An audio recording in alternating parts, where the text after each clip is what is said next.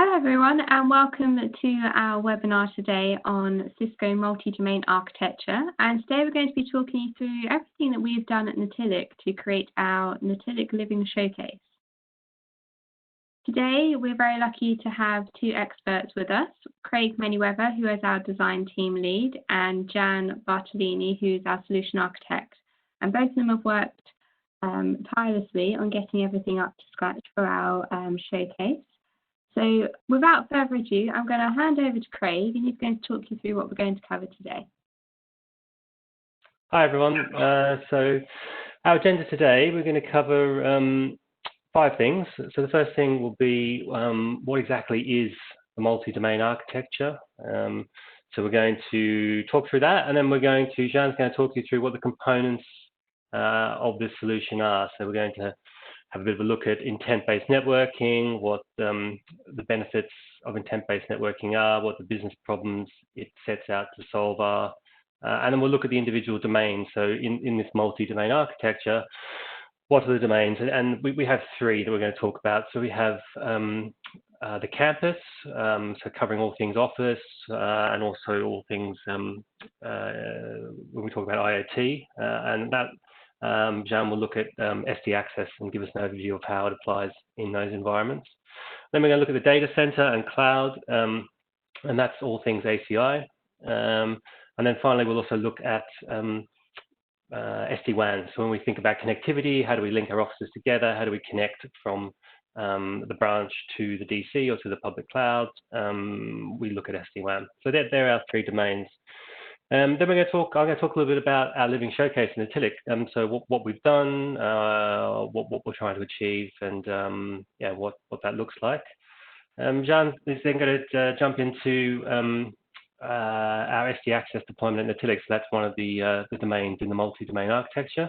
And he's going to have a look at the technology we deployed, some of the challenges we faced, and also give you a brief demo to show you where we're at today with DNA Center and SD access.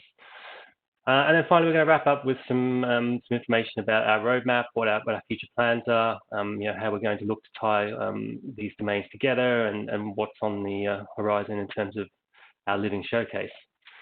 So Haley, if you click on for me, please.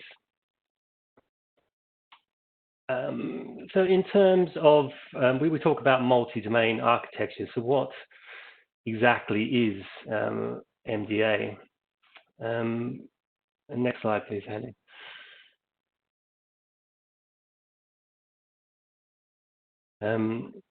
So when we talk about multi-domain architectures, for our clients, it really means they need to see value in connecting their users through to applications. And then, for us, when we're looking at intent-based networks, and we're people that design, deploy, and operate these intent-based networks, we want to focus on automating the policies that apply to these users and applications that use a multi-domain architecture. So what Cisco's doing, they're building an architecture that stitches all these domains together. So their idea is they want to securely connect users anywhere, on any device, to any application, and regardless of where that application is, whether it's in a data center or in the cloud. Our goal with multi-domain really is to, we want to move away from individual configuration of these areas. And even though automation has become a part of these different domains, we want to focus on bringing all of that together and looking at the business intent that we're, or the outcome that we're trying to achieve, and how we can have a consistent and automatic policy across all of these domains. So Cisco are working on solutions to help us do that, and they're really focused on this policy and assurance integration between the technology domains.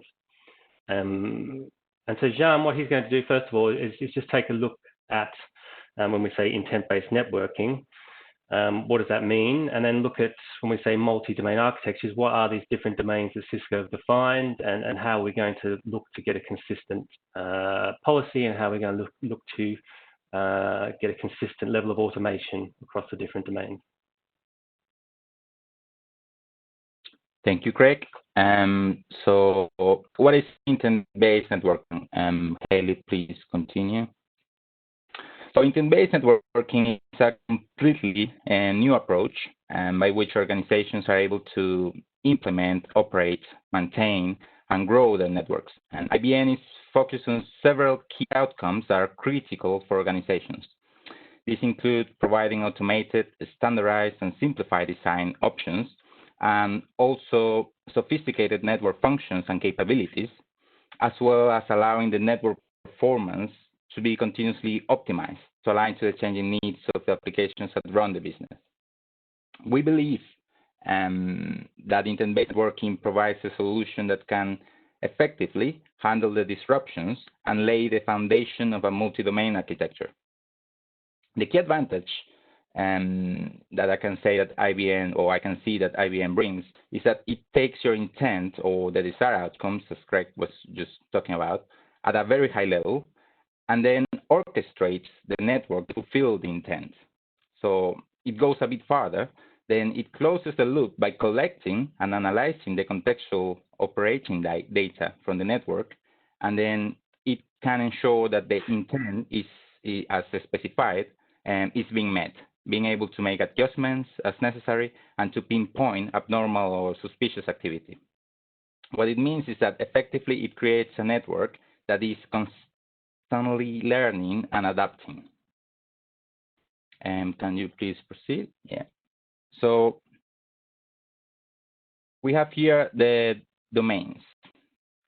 Now that we have briefly reviewed the concept of intent-based networking, and let's focus on what we mean by these domains. So each domain has a similar construct in its evolution from traditional networking to software-defined, and also to IBM networking. And each domain has a different purpose as seen in this slide. So firstly, for the local area network, or the campus network, we find an evolution from traditional networks with the typical access distribution core approach with layer 2 access and manual time-consuming device per device CLI config that you have probably experienced like many times before, to SD access, which is a network fabric where every packet transport decision is done at layer 3 and every device is configured by one orchestrator, which is Cisco DNA Center. As indicated in the slide, the role of this domain is simply to bring users and devices into the network consistently and securely. Then, secondly, we have the wide area networks.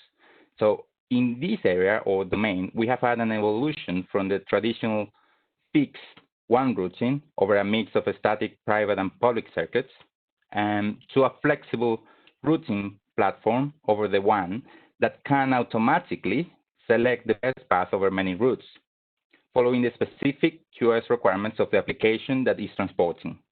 So the main orchestrator here is the Cisco vManage. And the role of this domain is quite simple and straightforward, is to efficiently perform the traffic steering. Thirdly, we have the role of a data center domain, which is to house and provide access to all of our data and applications. So similarly to the LAN domain, it has also evolved from traditional and highly static architectures with device per device config to an application-centric infrastructure, or ACI, a fully automated fabric based on CLO architecture that highly improves the horizontal traffic flow instead of north-south traffic flow of usual access networks. The orchestrator in this case is the Cisco APIC. So when we talk about multi-domain architectures, as Greg mentioned before, we're talking about the seamless integration of one, two, or more of these domains, an integration that Cisco is working hard to make as effortlessly as possible, and that when done right, we believe guarantees the best network experience for our users. So as mentioned in the slide, the domains must cooperate to meet the business intent. So let's take an example from recent COVID developments. Let's imagine our business may want to deploy a new security system for improving the physical perimeter and access to our premises. So now that not every employee will necessarily return to the offices straight away, and precisely because of that, that low number of employees, we might not have any security personnel at the entrance of the building, or they might not be like 24/7 there. So imagine that the system is based on a set of new door and windows and motion sensors and IP cameras. All must be implemented across our campus, and then those sensors will need to communicate with a set of distributed cloud and DC-based applications and services. So the intent in this case for the business will be, okay, treat these devices with the highest level of security and top priority. Why? Because obviously there is this threat of malware attacks or IoT attacks on those devices that poses like a huge risk for our premises and that we want to keep secure. So that intent is then translated either via APIs or by using the graphical interface to tell the controller to build a policy that segments all of these new security devices into a separate network fragment of the fabric and to apply critical priority to that traffic. So the controller then applies that policy throughout the network, and in a multi-domain context, obviously taking into account that our offices are spread across the globe and also in different locations, and also with the data center in a different location, we'll want this traffic to be prioritized, segmented, and secure, not only at each of the different sites, but also while it is in transit through the WAN and to the data center and back. So all of that, we want to do it from one orchestrator without the need to go and reconfigure the policy into each of the different domains, into the data center, into the WAN, into the firewalls, and so on. So here is a very good example where multi-domain can really simplify the way that we normally would do deployments.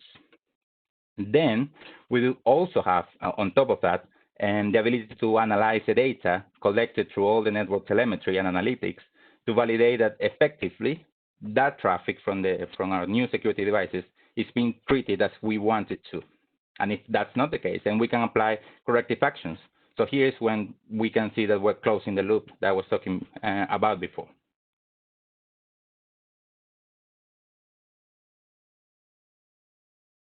Thanks, John.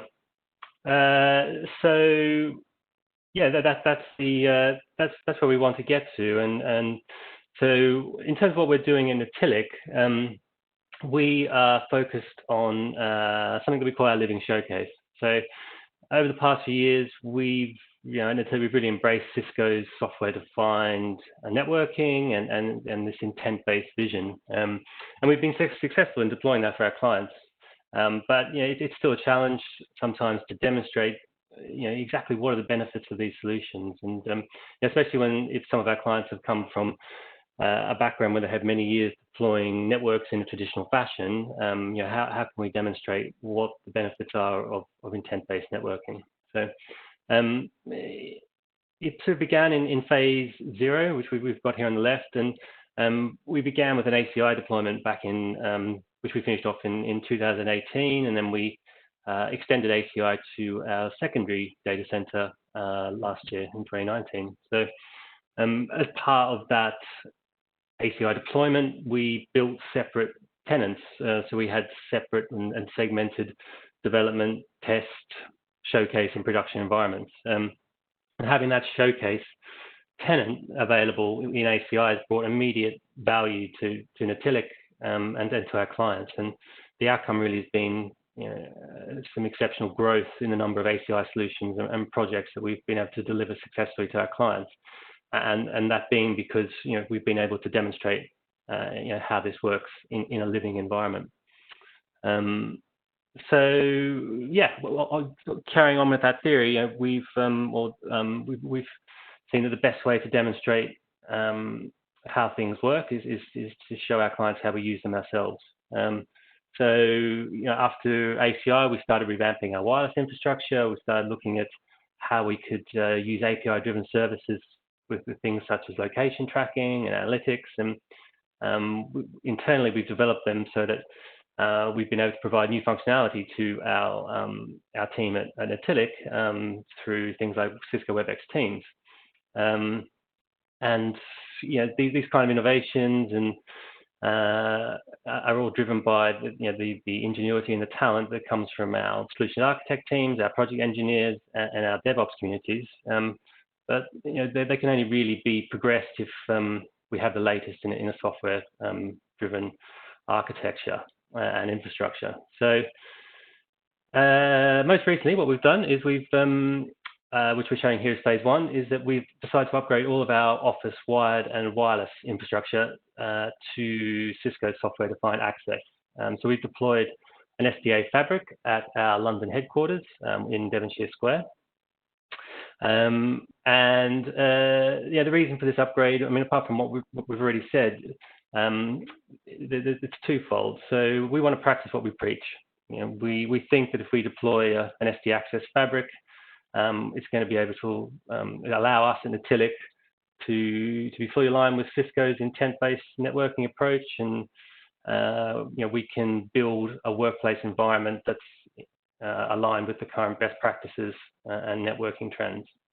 And it also puts us, you know, at the forefront of the multi-domain architecture approach.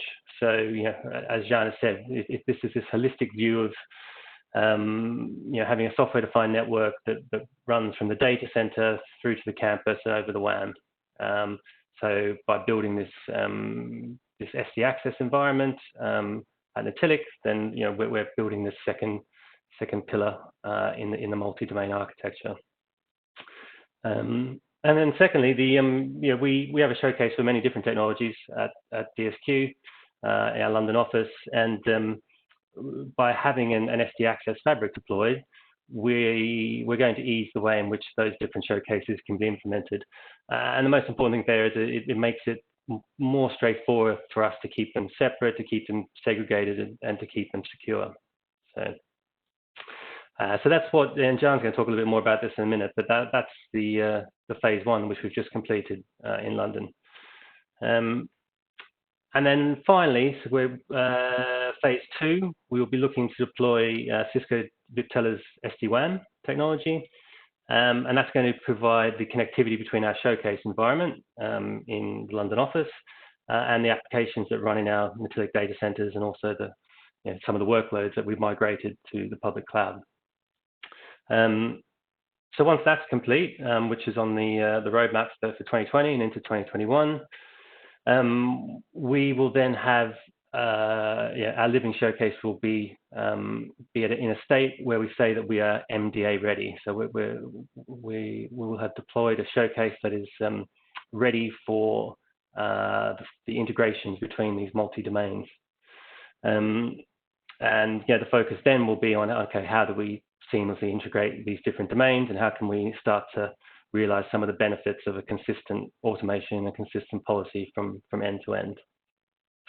You know, at a high level, what that means is that between, for example, ACI and SD Access, we can marry up the, you know, the micro-segmentation that's done at an application level in ACI, and we can align that with the segmentation that's based on user groups in SD Access.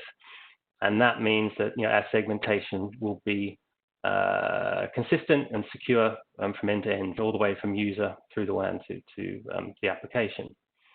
For example, between ACI and SD-WAN, when we look at the integration there, that allows ACI to communicate with SD-WAN and really define what the application experience should be. So, you know, if there's parameters around delay, latency, jitter, etc., then ACI can inform SD-WAN about those requirements, and then SD-WAN can then automatically select the best path and prioritize traffic correctly to make sure that that application experience is maintained. And the same thing goes between SD Access and SD-WAN. So, you know, the segmentation that we define within our office environments and campus environments, if we share that information with the SD-WAN domain, then we can make sure that that segmentation is transparently maintained across the network between different offices and through to the data center. So that's the journey that we're on. As I said, you know, we completed phase 0 back in 2018. We've just finished phase 1, which I'm going to hand over to Jean to speak about now, and phase 2 will bring it all together later this year. Thanks, Craig. So let's continue here, and let's review the phase one, SD access at Natilik. Let's briefly review the technology, the main challenges that we face, and how did the migration go. And we're going to do a very quick demo afterwards. So let's continue, please, Haley. So let's talk about the technology first. Here we have the high-level diagram of the Natilik new SDA deployment at our London offices. So you can consider it to be a small to mid-sized site with capacity for approximately 150 users spread across 2 floors. So starting from the top down, if you look at the diagram, we have our Internet Edge layer with a pair of high availability firewalls. Then you will find a couple of fusion routers that act as a routed hub to maintain the segmentation in an automatic fashion. So these 2 devices and the fusion represent the main integration point of the whole solution design, and even a vital part of it, as they allow the fabric to non-fabric and side to the C, as well as to showcase communication between all of those. So then we have what would be our core devices, which are 9500s, deployed as 2 independent border and control nodes, talking in SDA terms. Following the site's physical characteristics, and also because of the distributions of users and services, we decided to implement 3 edge nodes, each being a stack of 9300 switches. So one stack is going to be used in each floor, and then there is an additional stack that we will be using for our showcase facilities there. So as you can see, we're also transitioning into fabric-enabled wireless instead of our old over-the-top model for a true single-access experience for users and simpler management.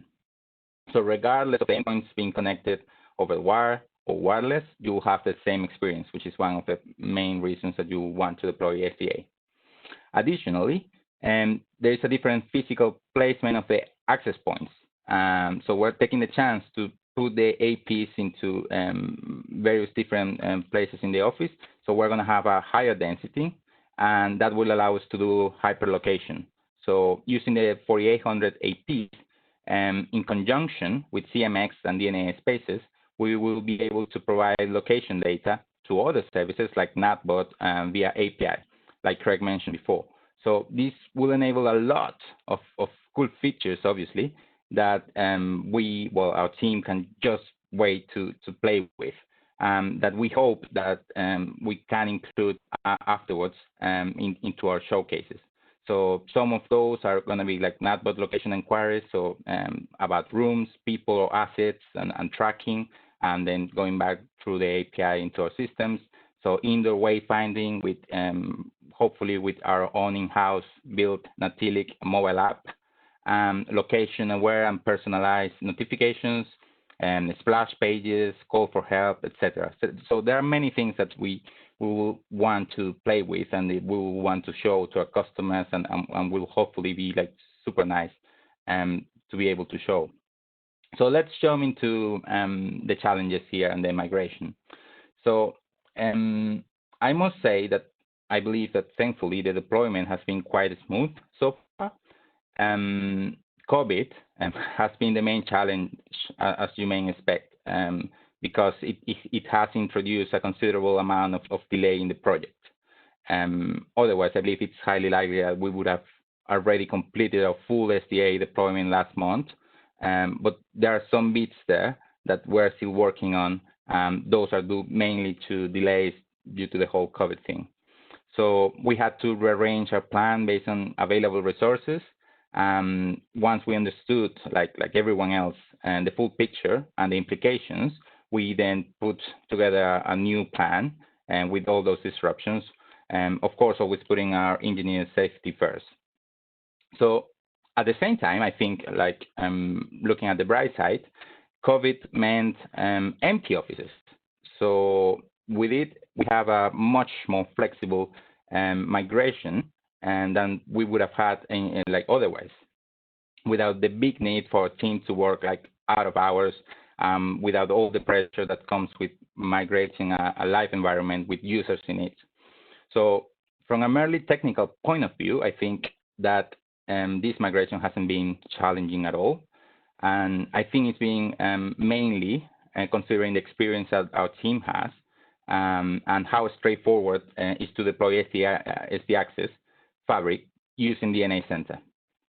I mean, our engineers have successfully implemented SDA and various cross-architecture deployments for clients under normal circumstances before, and that means that also with tight timelines and greater pressure.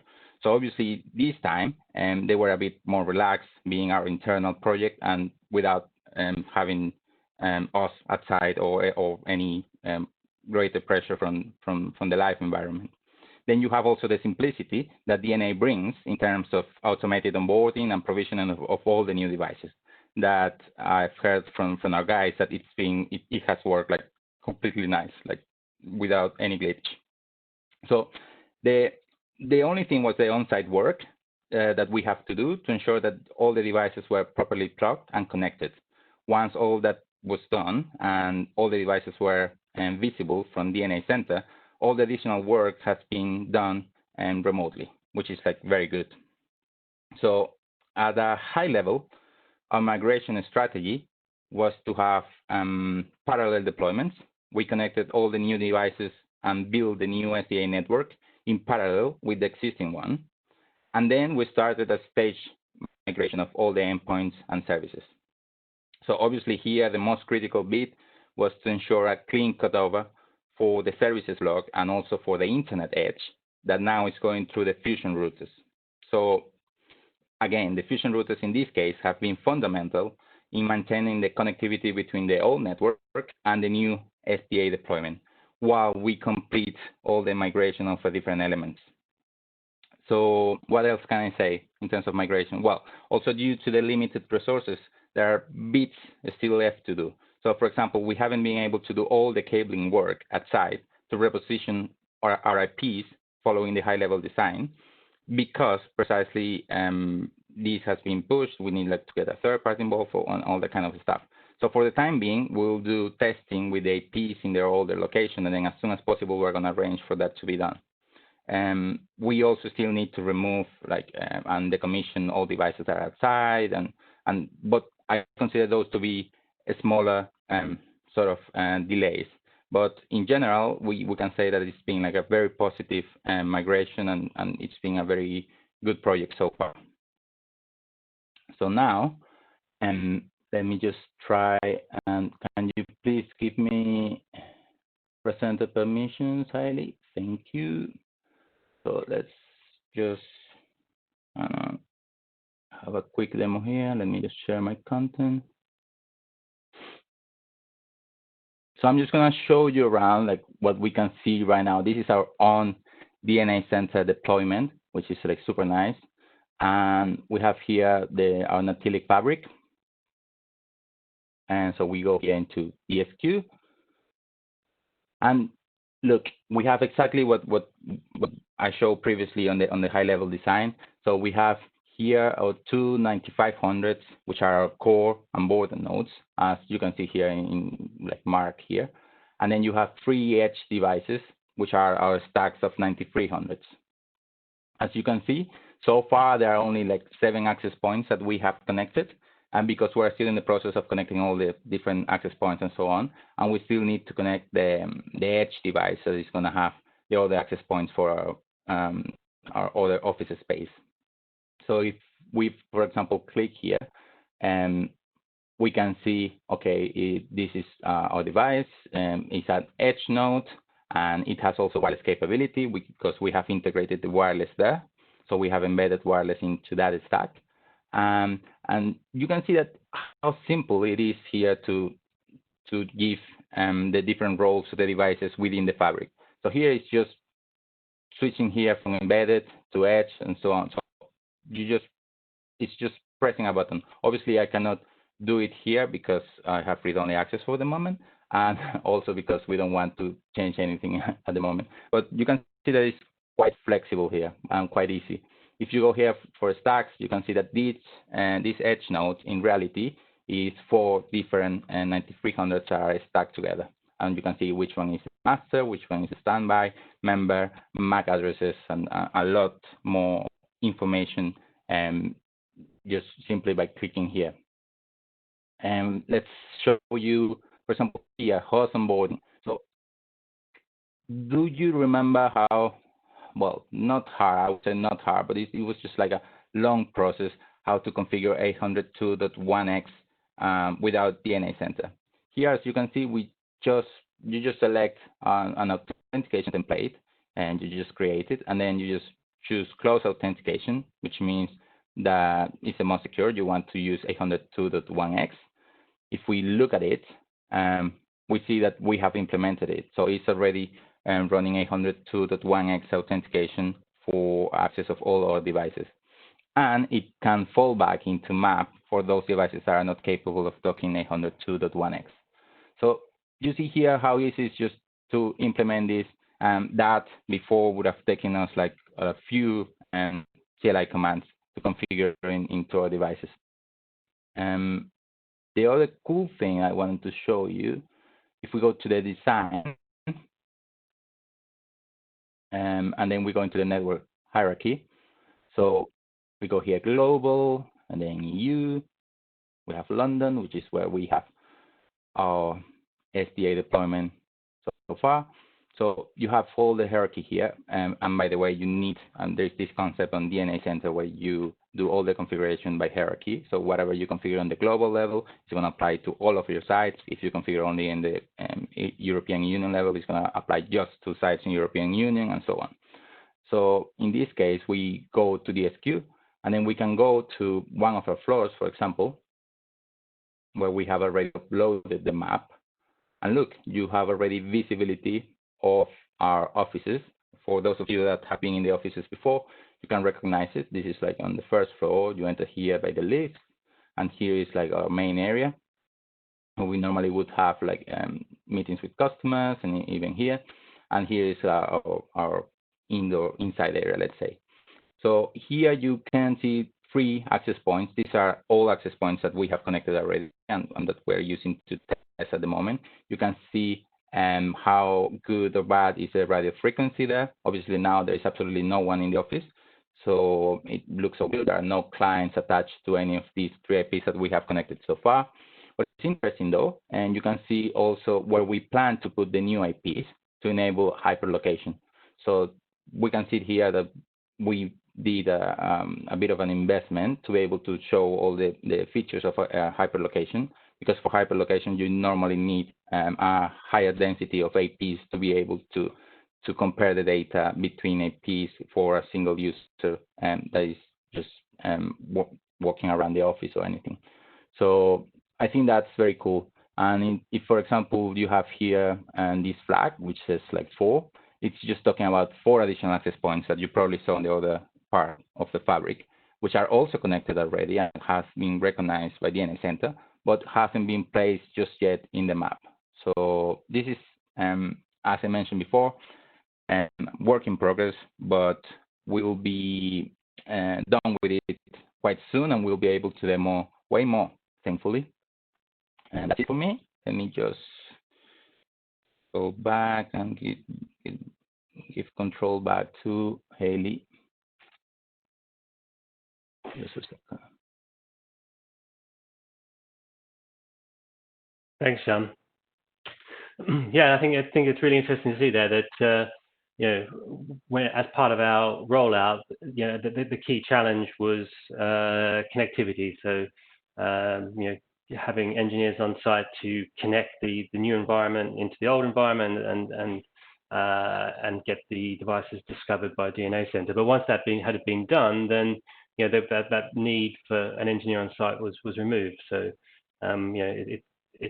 you know, whereas in the past we may have spent hours and days sitting typing on CLI and trying to configure things. Now, once we had that discovery and LAN automation configuration pushed by DNA Center, then anything that we wanted to do, which is, as you said, is our intent, then it's done through by DNA Center, and that orchestrates the configuration. So it really does simplify our deployments once we get the initial work done. So yeah, in terms of that's what we've done in phase one. As Jan said, there's quite a bit to do, but what wanted to give you an idea of the things we're going to be deploying next, and what else we'll be showcasing in the future. So as we said earlier, we have ACI deployed in our data centers. That was our phase 0. We've got the basis of SD Access now deployed in our London office, and the focus now is going to be on the expansion of our showcase environment within the office. So we're really going to leverage the features, the segmentation features of SD Access, so that we can create not only independent showcases, but secure segmented showcases, so that we can have all of these different technologies running in the one place on the same hardware, but all separate and all secure from the rest of the network. And then as we finish that off, we're also going to be deploying, as we mentioned, Viptela SD-WAN. So in terms of our roadmap items, what are we looking at doing? So the first thing we want to focus on is the multi-domain integration that we've spoken about a lot today. Some of that is possible right now. Some of that we need to wait for Cisco to release products and solutions that are on their roadmap, and that's why we're saying that this is an MDA-ready environment. We have the different domains, and those multi-domain integrations, we will be configuring them and showcasing them as and when they become available. We have, as Jan mentioned, we've got some great ideas around wireless LAN and real-time location services, and new features such as open roaming that we want to share with our clients. And then there's still work to be done on our Meraki showcase, our security showcase, and we'll be onboarding our existing collaboration and customer experience showcases onto the new SD Access fabric. So yeah, as we complete this work, we'll be looking to share those experiences with you. So keep an eye out for future webinars. And next up in 2 weeks' time, we've got another session which is focused just on DNA center assurance. So we're going to be looking at some of that telemetry and data that we get back from the network that we've deployed, and in that short space of time, hope to share with you some of the insights we're getting from DNA center and what information we can learn about the wired and wireless network. And even though we don't have a lot of people in the office at the moment, we'll be looking at things like data we're picking up from our wireless sensors to give us an indication of how healthy is the network. Is it really ready for us to return to the office, and what's the impact going to be as more and more people return to work. But for today, that's us. So Hayley, I don't know if there's any questions people have raised during the session. We can cover them off quickly before we wrap up. Yes, thank you so much, guys. That was brilliant. We've got a couple of questions which have come up, and I hope I'm asking them correctly. First of all, embedded versus physical WLCs. Why on the 9200 edge stack versus the core switches? Question. Yep. Good question, actually. I wanted to talk a bit about that decision specifically, but I missed it.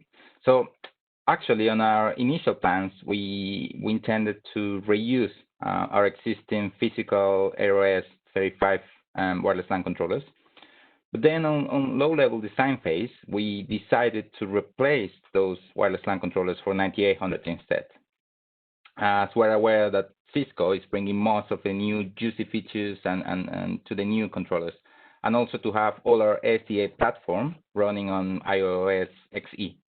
So I think that probably the delays that COVID caused in this case were good for us, because we got a bit more time to think about it and then to amend our initial design plans again. I think also because then we have had like more time to play and to try the 9800. So now it just makes sense to jump into those and take the advantage that we have all this time to play with it.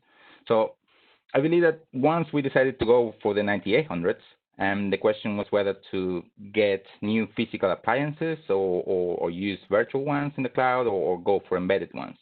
And then we just decided to go for embedded. It just fits nicely, I would say, and with elegance in our SDA deployment in this case. So there is no need for additional physical appliances, licensing, patching, anything. So we just imported as a package from Cisco on top of running iOS XE on the switches, and that was it. And then we were running the wireless LAN controllers. So we put it down in the core. I would say that we just put it in the edge instead of the core as you would normally do or think about, simply because it was easier for us to deploy, while also ensuring high availability and stateful switchover for the controllers. So on the edge nodes, you have that inbuilt resiliency in line with that of the stack, let's say. Whereas in the 9500s, because we have them as separate nodes, we would have had to install 2 different wireless LAN controllers and deploy them in N+1 resiliency, which would have meant a bit more work. So that's why we deploy them into the 9300 stack instead. Okay, brilliant. I think, Craig, you mentioned, why Viptela and not Meraki SD-WAN when we were considering it?